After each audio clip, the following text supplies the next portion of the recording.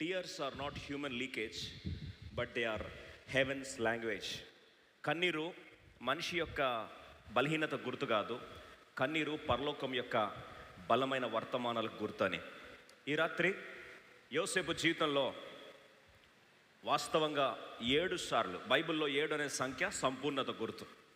దేవుడు ఎందుకొరకు ఒక వ్యక్తి ఆదికాండంలో అత్యధికంగా కన్నీరు కార్చిన వ్యక్తి అబ్రహాం కాదు, అత్యధికంగా కన్నీరు కార్చిన వ్యక్తి సారాయి కాదు, అత్యధికంగా కన్నీరు కార్చింది యాకోబు కాదు, అత్యధికంగా కన్నీరు కార్చింది ఇంకెవరో కాదు. ఆదికాండంలో అత్యధికముగా ధారావాహిక స్రవంతిలాగా కన్నీరు కార్చిన వ్యక్తి ఎవరు ఉన్నారంటే ఆయన యోసేపు. చాలామంది వివిధ వర్తమానాలు ప్రకటిస్తూ వచ్చారు. కొందరు వారి వర్తమానాలను శీర్షికలుగా ప్రచండపరిచే ప్రయత్నం చేస్తూ వచ్చారు. అయితే ఒక వ్యక్తి కేవలము తన కన్నీటి ద్వారా గుండెలు తట్టుకోలేని అతి శక్తివంతమైన ప్రచండమైన వర్తమానాన్ని ఇస్తే ఎలా ఉంటుంది?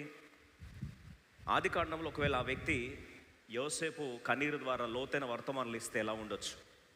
కొన్నిసార్లు మనకు అనిపిస్తుంది, పరలోకానికి నిజంగా భాష అనేది ఉంటే ఎలా ఉంటుంది?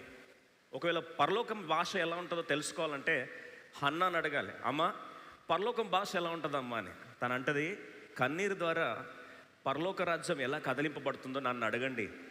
అలాగే కన్నీరు భాష, పరలోక భాష ఎంత పవర్ఫుల్లో ఇర్మియా భక్తుని అడగాలి. అంత మాత్రమే కాకుండా పరలోక భాష ఎంత శక్తివంతమైనదో యేసుక్రీస్తు ప్రభువుని అడగాలి.